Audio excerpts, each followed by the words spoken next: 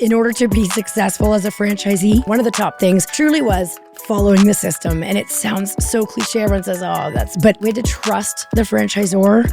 We know we're getting into this business, but we chose this franchisor. We vetted the opportunity. Like, does this fit for us? Trying to reach my goals, got no time for mistakes. Yeah, I'm standing on business, need a big safe.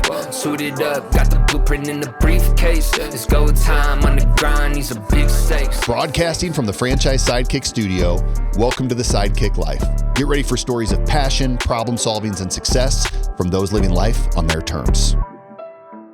All right, welcome back to the Sidekick Life. I am here with an operations expert. We were super lucky because she came to MC our event, and we get to dip into all the knowledge that she understands about the operational side of owning a franchise. So I'm here with Angela Coté, founder, CEO of AC Inc., one of the most well-respected operation coaching programs in all of franchising. So Angela, great to have you here. Thank you. I'm going to start by addressing the voice. I'm not sick, but all this amazing energy here at Franchise Sidekick Skip Summit 2025.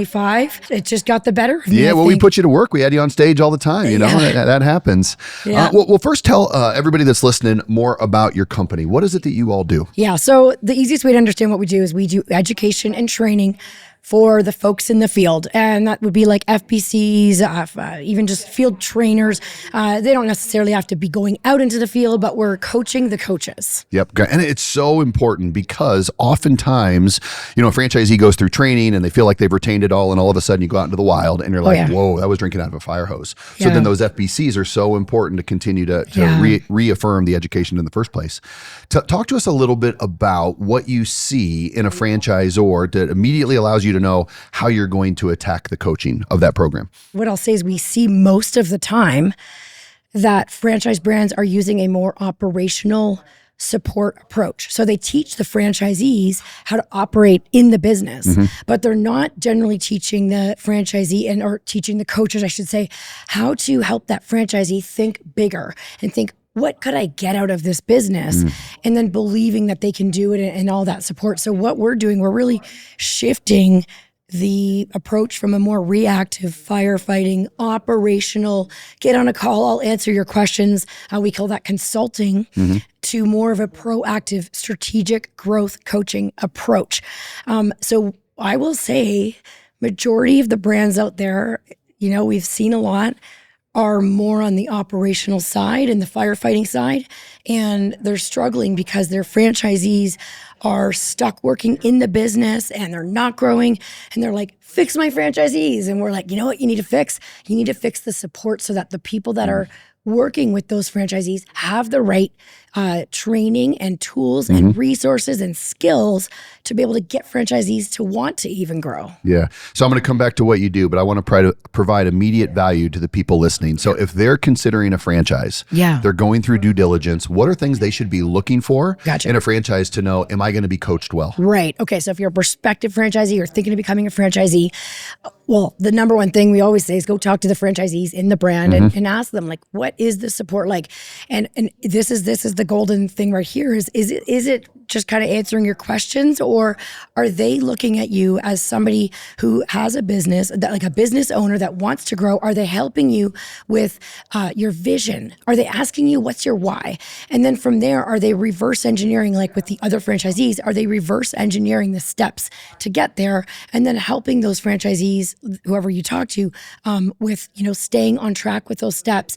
If they had a roadblock, how do they help with that? But if they're really just like, if a franchisee in a brand says to you that you're looking at, if they say, oh yeah, I have their text, I can ask them any questions, that's table stakes. Minimum, they should at least be doing that. And that's not even necessarily best for the franchisee if it is that way, because the best type of coaching is when we empower franchisees to be able to be more resourceful so that they can get the answers when they need them and not wait on the franchisor. Well, some things I love to hear is we've got a great training system that I can access anytime. Yes. Yeah. We've got KPI dashboards, and I know the most important few, right? I've got a regular scheduled meeting with my coach so we can go over certain things. I assume those are the types of things that you come in and help implement. Yeah, we take it a whole step further for sure, at least one big step further. What we implement with brands is what we call the strategic growth coaching framework. Okay. And so it takes things beyond.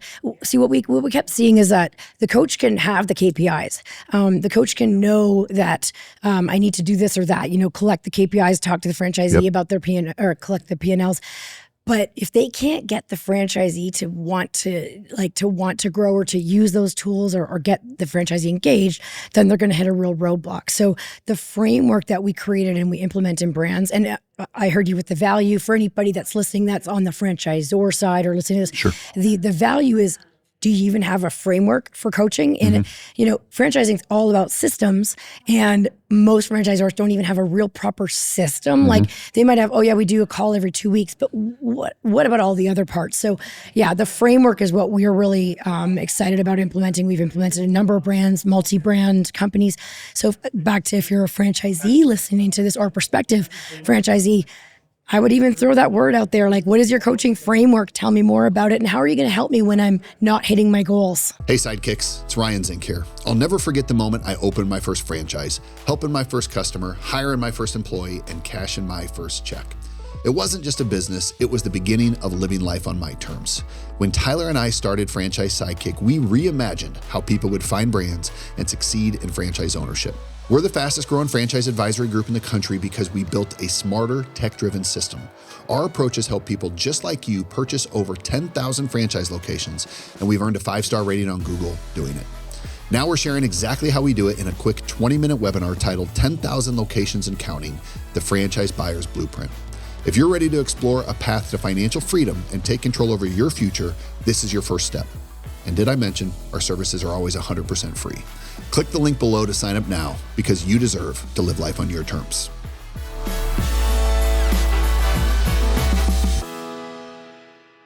Yeah. Do you, now that you've worked with many, many franchisors, do you see key things that you have been a franchisee, I want to come back to that. What are the key things that franchisees need to do to be sure their operations are buttoned up? Well, that's a loaded question for sure. But you do mean so that they can get out of working in the business to work more on it? Well, and I want to come back to that because I think scale is such an important part of being a franchise owner. So yeah, let's start there. Yeah. Well, I think that one of the first things from my experience as well is to be able to get out of working in the business to work on it or add more units or whatever we want to do. It's about the team, right? So getting the right team. And so also getting the right team and figuring out how to delegate. One of the big mistakes I made when I thought, and I still make this mistake sometimes, and I remind myself that I've learned it already, but that when you delegate, you don't just delegate and walk away. Like I'm very comfortable delegating, but delegate with accountability. So, okay, here's what I'm expecting, and being clear. Like the franchisee needs to be clear with the team. Like, and people love clarity and boundaries, right? Like, here's what we're looking for. So being clear with your team, when you bring the right team on, and then have them understand, like, this is what I'm expecting. Here's how we're going to measure. We're going to fill in these reports, or we're going to look at the dashboard, or whatever it is, and then we'll know. And then we're going to meet like on a weekly basis. Or I just threw a few examples out there of the ways that franchisees can get out of being stuck in that spiral of working in the business. Yeah, I love it. And in fact, I am a product of it as well. Our team is designing it now, but I recently put together a course on how to run a franchise part-time, which is tricky. I love that. It's very tricky. And you've got to work your way into it. But I own 7 franchises now, and I spend maybe 2 hours a quarter on them. Amazing. But it took a long time to build it. And what I do is exactly what you said. We've got a communication cadence, which is 4 specific meetings that have to happen all the time. Yeah. We've got an end-of-day email that goes out so we understand what's going on, and then me and my minority partners, we will sit down once a quarter and we'll have more of a vision meeting. And so the things that you talked about, they absolutely can work, but it takes a tremendous amount of discipline. Yeah. And the reason that that's important, and you brought it up, is in my opinion, franchising, if you own one franchise, it can feel sort of like you own a job. Yes. But if you build systems like you're talking about that will allow you to scale, now all of a sudden you're moving out of the business, you're living life on your terms, and you're maximizing exit value. Is that what you see in the franchise brands that you work with? Absolutely. And people don't think it's possible, but it is exactly that. It's having all those systems in place. And that's something we, again, going back to the framework, that's what we've created the systems so that to help franchisees get there.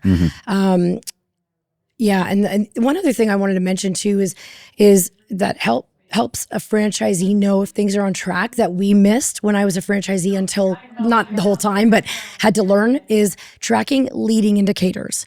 So initially we were just tracking, looking at our P&L. But by the time we looked at our profit and loss statement, it's all back there. It's too late. And so then we started tracking KPIs. For me, it was retail. So it was like average sale per customer and gross margins. And then we had to figure out, how do you affect those? As a franchisee, okay, if I don't hit my gross margins, what can I do? In our case, retail, okay, we can sell things that are not on sale, that are higher margin items, and teach the staff how to do suggestive selling and things like that.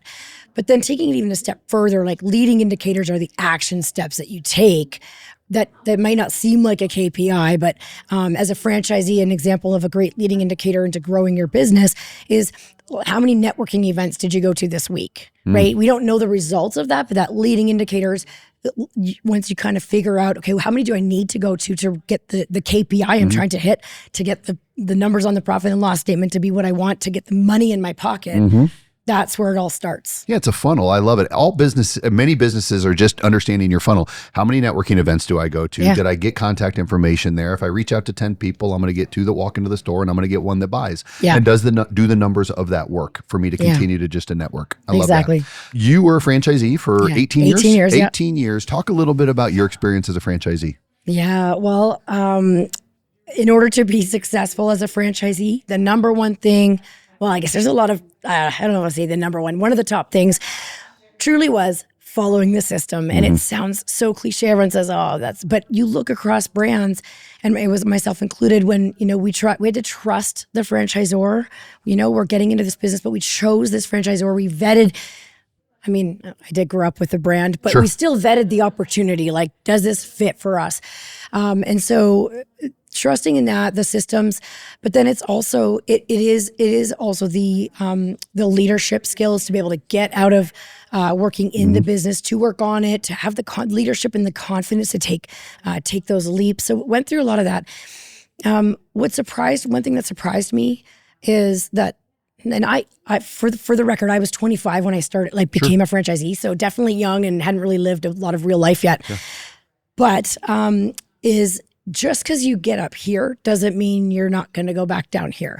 And so what we learned was, when we were, we had to stay on top. We had 3 stores, and we had to stay on top of being the face of the brand in the community. When initially we just kind of did everything just to get our name out there. And then we started to figure out what things worked. And when we pulled back, it immediately made a difference. And so we could pull back and stay more on the focused things that we needed to do. But the ups and downs were inevitable. And it was really about figuring out how to get through those ups and downs, and really a lot about mindset then, because, and then also recognizing when it's time to move on. And that, you mentioned exit strategy. Oh my gosh. I really wish somebody had pushed me harder. And this is why back to what we do at AC Inc., we teach the coaches how to have those conversations. I wish they would push me harder to think about my exit, because I was young. So I was like, I got life ahead of me. It's fine. I could have had a better exit, than I did. We did have a bit of a good exit early on, but then we kept 2 stores. Well, that is very common. I mean, we coach we guide clients all the time into franchise ownership, and they're thinking about the front end. They're thinking about, how do I get business up? How do I get employees? Absolutely what you should be thinking about then. But soon after, you need to shift your mindset into, how do I build an organization that has exit value? Because exit value is the most important financial event of your life, period. I've been through it a few times. There's nothing that even comes close to the exit, right? And so if you're not preparing for it, you look back later and say, I wish I knew now. I wish I knew then what I know now. When I was a franchisor, to your point of just follow the system, I think sometimes people in franchising, we say that so often, we feel like we got to come up with something clever to say besides it, but really you don't. It's just, if you're in a bottle and the system works, just follow the system. However, how I used to qualify it, I was a franchisor. We had 200 stores. And whenever a new franchisee would come in, it was inevitable. In the first few months, they were always like, have you thought of this? Have you thought of that? And maybe we had, maybe we hadn't. Yeah. But my piece of advice to them was wait a year. Yes. 1 year, just follow the system exactly. At Yep. a year, you're going to know all the tools that we have, how well they operate, how well they work for you. And hopefully at that time, you're pretty successful. You have some credibility. Yep. So when you come back to me with ideas, I'm going to be like, okay, you know what you're talking about. Yeah. So 1 year was my benchmark. What do you think of that? Yeah, well, I love that. And what I saw over the years with the franchise that I grew up with, which goes all the way back to 1980 when my dad founded it, is that the legacy franchisees, the franchisees that have been around a while, they do get restless. And so what we tried to do was help them find ways to stay, be able to scratch that creative itch and realize, okay, where can you, use your creativity and of course, like bring ideas to the franchise. But that would be, so anybody that's listening, that's thinking of becoming a franchisee, if that's something you're wondering about, most brands have a franchise advisory council, right? And you can go on that council or other committees. But also where we really did have more creative flexibility, I guess, is in the local marketing. So it was like, follow the systems, the foundational systems, and then here's where you can be creative. I think once you kind of realize that you're not being micromanaged or like, totally stuck, is that there was a little bit more leeway. So, but I really do like that 1 year for sure. That's good. So if I was a franchisor and you came in and said, I want to coach your FBCs, do you meet with them regularly so they can then turn around and meet with their franchisees? Do you give them scripts? Like how would that relationship work? Yeah. So we have a few different ways we do this. The most clear and right now really where we're getting a ton of traction is with our field coach certification program.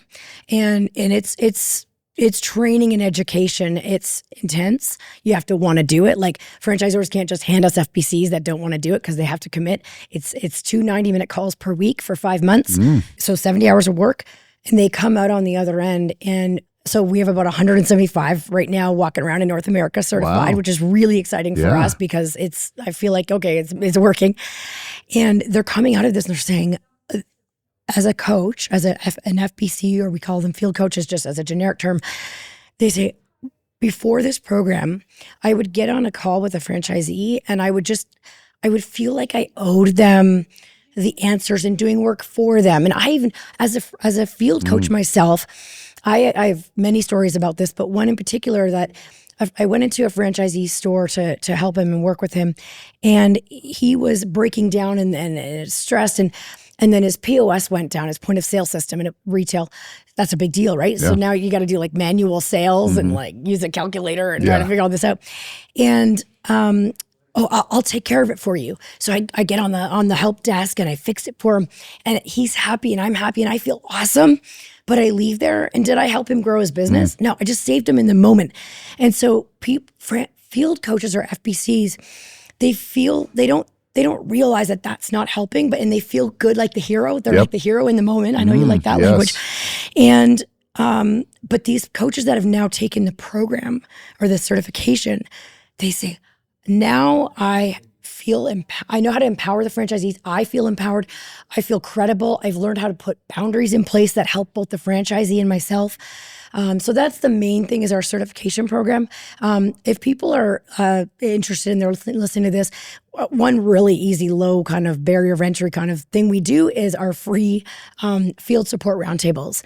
So if people are looking for support, because I would have loved to have this when I was in the field supporting franchisees. If I could have had people from other brands that I could go, how are you dealing with this? How are you dealing with that? That's not so much training. It's just peer-to-peer support. So, everything from, you ask kind of how we deliver it. It's between that. We've got the certification. And then sometimes we do work with brands where we have a coaching call with the coach. And because it doesn't end when, they get certified, and we're actually working on extension programs and things like that. So you'll see lots more of that coming out. Good for you guys. I love what you said about don't solve the problem. teach them how to solve their own problems, because until you said that, I hadn't really thought about it, but I would be the same way. I'd want to go in, I'd want to solve it. I just want to get that problem out of the way and feel like I did something supportive that day. Yeah. And it's not at all. It's such a good way to think kids, about like it. your teenagers or whatever. For I'll sure. do your laundry for you.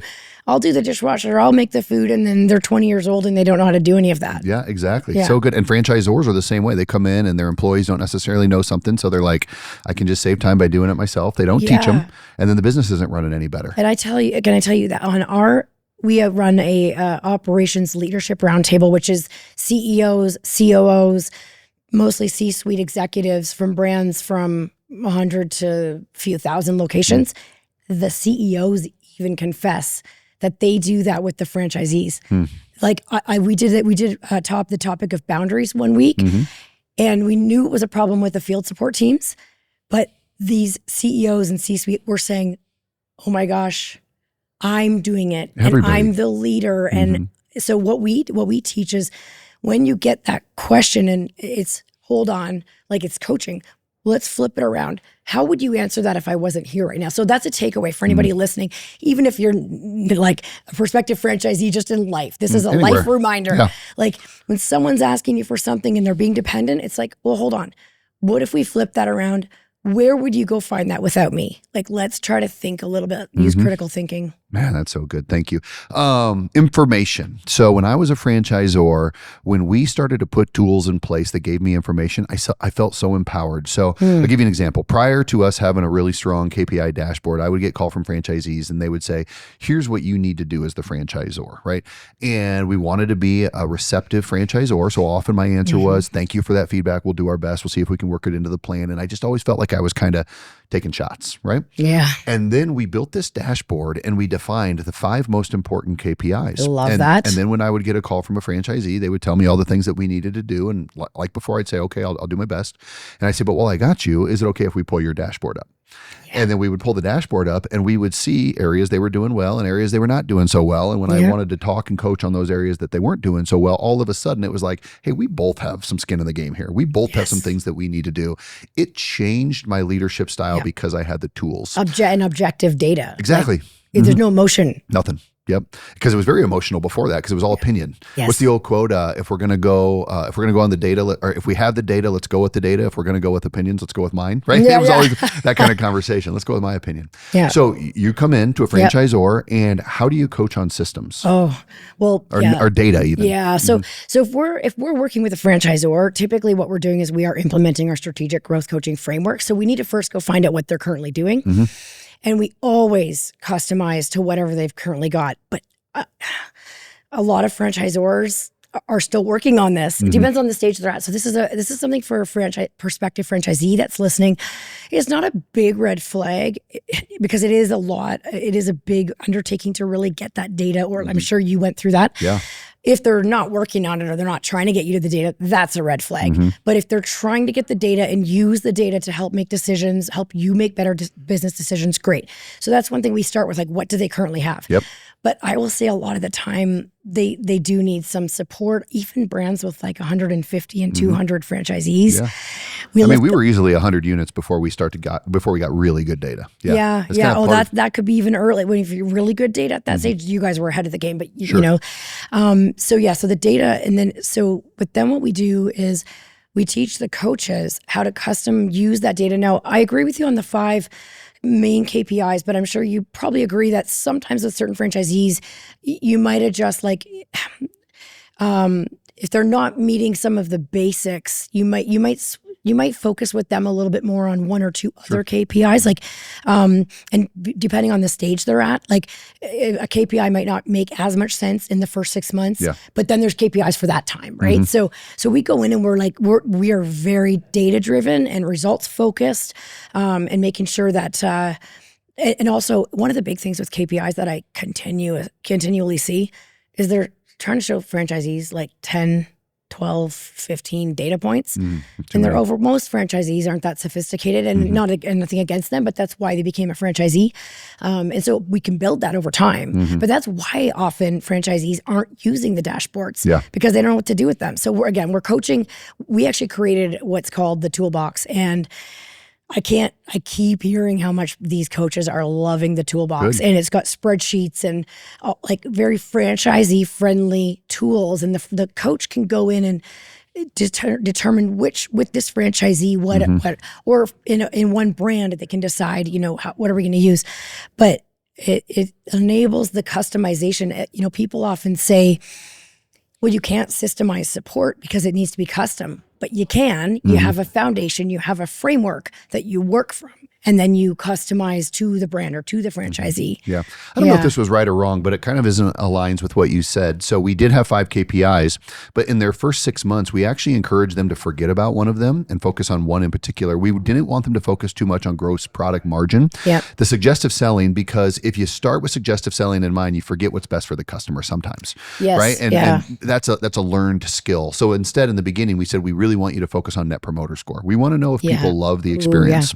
And once you get loving the experience down for a good 6 months, now you're good enough to understand what kind of objections are coming, what people want. Now we can start doing better suggestive selling. So what you said there is so true. And that part-time course I mentioned earlier, I have a heavy recommendation, very strong recommendation, that if you want to become a part-time franchisee, you cannot join a franchise that doesn't have strong KPI systems. Because if you're not, you won't know. You won't know if you're not actively in the business regularly and you're trusting either your employees to put it into a spreadsheet and send it to you, but even better, we want the franchisor to have systems where you can access them at any time. So to your point, if there's someone that wants to eventually grow yourself out of the business, start with a good franchisor and those KPIs in the first place. Yeah, that's a great point. Data, it's everything, because otherwise you're just making guesses. Yeah, yep, you absolutely. have no idea. Well, what else? What have we not covered that's really important about the services that you provide? Probably the most important thing, just popping into my head here, is that franchisors put, going back to the field coaching side, of course, they put junior people in the role and they don't give them the coaching and training.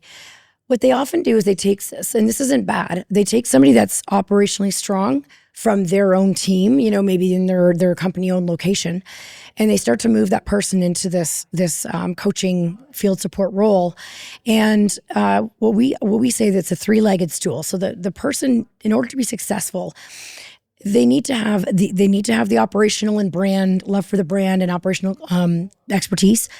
They need to have some business acumen, not tons. Like, people think, I think we're going to hire CPAs. No, it's not about that, because it's about the third thing. That's the emotional and social intelligence skills to get franchisees to care about the business acumen and all the things that they care about. So really what people are missing, and this could go back to the prospective franchisees listening, is, again, how much is the franchisor investing in actually understanding the human element? When I reflect on the business that my dad founded, which grew to almost 500 retail stores over the years, and the more I realized that was a kind of a big deal, Yeah, really. because I was in my bubble. The more I went, well, what did we do? What did my dad do? And there was something about this human element and understanding that data is important, systems are important, and all that. But if the franchisee is not showing up to calls, they're not engaged, they're unhappy, or they're whatever it is, complacent or not off-brand, you got to start there. And we're putting these junior people in these roles that don't know how to do that. And that's the person in that role is the profit lever. Yep. That person has the ability to drive performance if they're properly trained and have the right skills and all of that. So good. I've heard somebody else say that before too. The saying was, we put our least trained, least compensated people in front of our customers the most, right?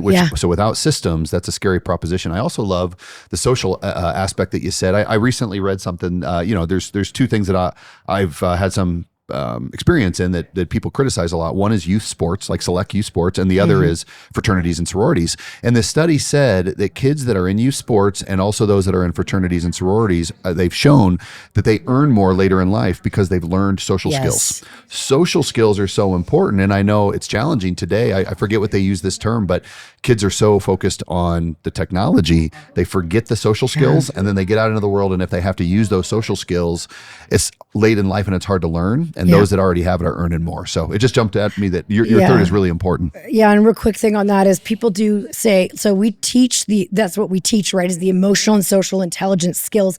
And people say, you can teach that? And yes, you can. It's about breaking it down and reverse engineering things and role playing and using real life scenarios. When a franchisee says this, how you handle it. And Yeah, we've seen the difference. We weren't sure if it, can we do this? And like I said, 175 people and hundreds of brands are currently using our strategic growth coaching framework in some kind of a way. So. Well, you are doing an amazing job. Thank you. You did an amazing job for us this week at our Skip event. It was a fun time. Yeah, I like emceeing. It's good. Before we close, why don't you tell everybody about your taglines here? Yeah. Okay. So real quick, go be awesome. My 11-year-old daughter said it to me once when she gave me a little pep talk that I didn't expect when I was doing a speaking engagement for the first time. And then a team member said, well, I'd be more likely to say, don't be shitty with his British accent because go be awesome is expecting a lot out of people. He's like, I can achieve don't be shitty on a regular basis. Right. So if you're listening to this right now, which one are you? Are you a go be awesome or don't be shitty? I think you're a go be awesome. I'm a go be awesome for sure. I have read you like a book. Go be awesome. Yeah, and you are awesome. You did an awesome job. You're well respected in this industry. You recently had some recognition as one of the best in your field. So appreciate that about you. How can people find you?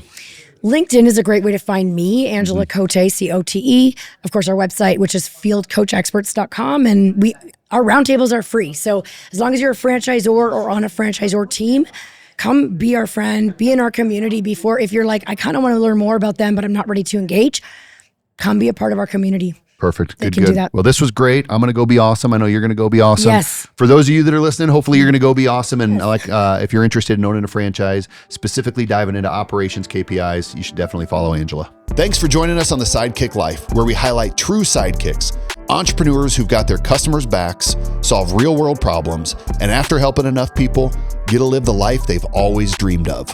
We'll see you next time.